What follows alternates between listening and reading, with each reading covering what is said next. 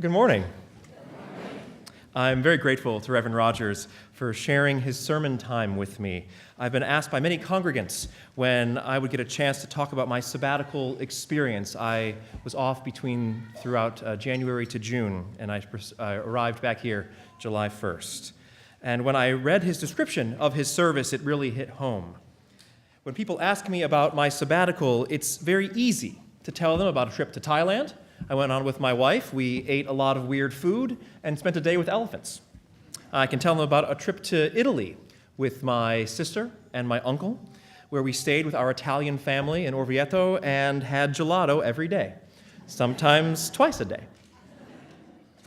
I can talk about writing a chapter for a book that will be out in May, that I had real time to practice piano, to practice guitar, and to read books about music. These are the specific and easy answers I can give. It's harder and more complex to say that I spent months figuring out how not to work all the time. I actually had dinner with Reverend McCarr in January and asked how to get my brain to stop planning services every waking moment. He said he had the same problem on sabbatical and that I should buy a video game and maybe a bottle of bourbon.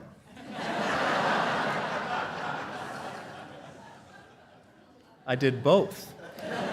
It's more complex to say that I spent my sabbatical considering how to operate differently at UUCA to avoid the extreme burnout that I was experiencing, and to go further, to alter the environment that I helped create that led to said burnout.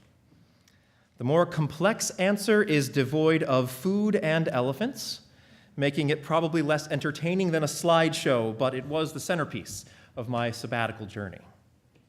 As I returned to UUCA, I wanted to return to a job that wasn't all-encompassing, a job I could be successful in 40 hours a week and only 40 hours a week, and then have the time to, live. Before I left, I said that you can't pour from an empty cup. And I have honestly returned with a fresh cup full of new ideas and new energy, but cognizant that I can't fall into the same habits. I need to set up new systems or the cup will drain too quickly. One way to do this beyond sticking to regular hours is to schedule and take vacation time. Last week, I sat down with an actual paper calendar. I wrote down major UUCA events. I wrote down major personal events, and then I stared at the calendar, trying to find a time to take vacation. But as I'm staring and thinking of vacation, I don't feel excitement. I'm not dreaming of places to go and great experiences. I'm just feeling guilt. Anytime I think about being away on a Sunday morning or a Wednesday evening for choir rehearsal, I have so much guilt. I understand the guilt is silly, but I've been doing this almost every Sunday for half of my adult life, and it's hard to let it go. Song reference from earlier. Very synergy, putting it together.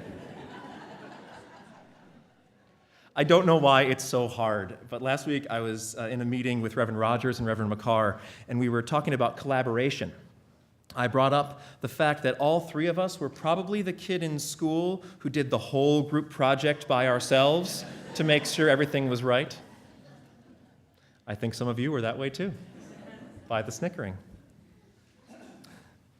And I'm lucky here. I've got Travis. There are a few people in the world I trust more than Travis Vaughn. Yeah, come on.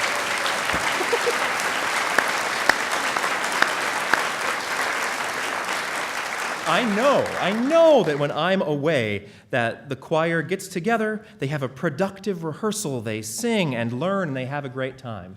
I know that when I'm not here on a Sunday morning, the worship services continue to be excellent in every way. All this to say that I don't have an answer to that guilty feeling, but I want to name it. I want to call it out in the open because I bet a lot of people here feel that same brand of guilt.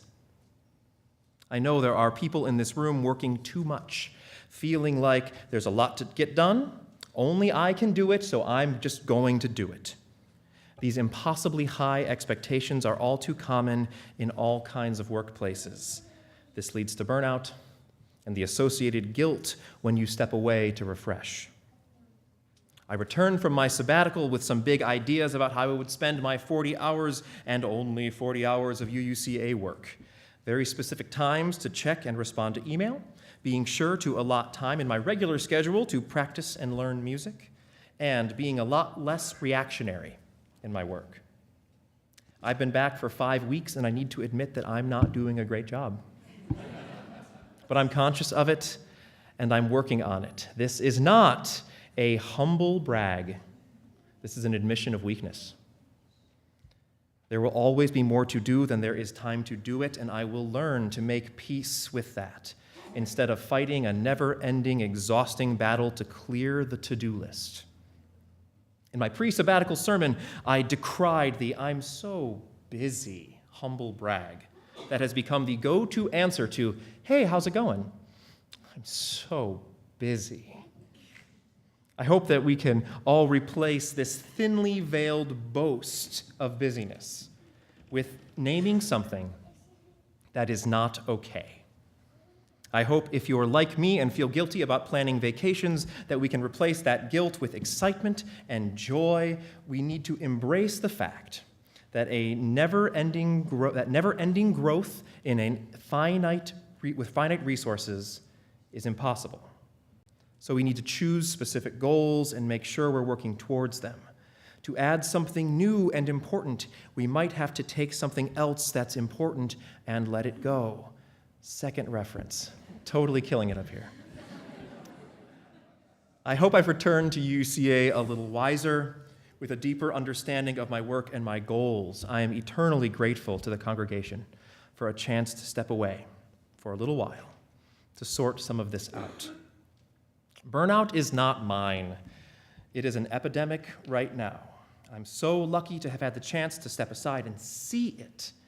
Burnout is an epidemic, and instead of accepting it as the American norm, we should name it. We should talk about it inside the workplace and in our regular lives. We should support each other as we struggle with it. Naming it not to complain, naming it not to brag, naming it to bring it to the light of day, a powerful antiseptic to any problem.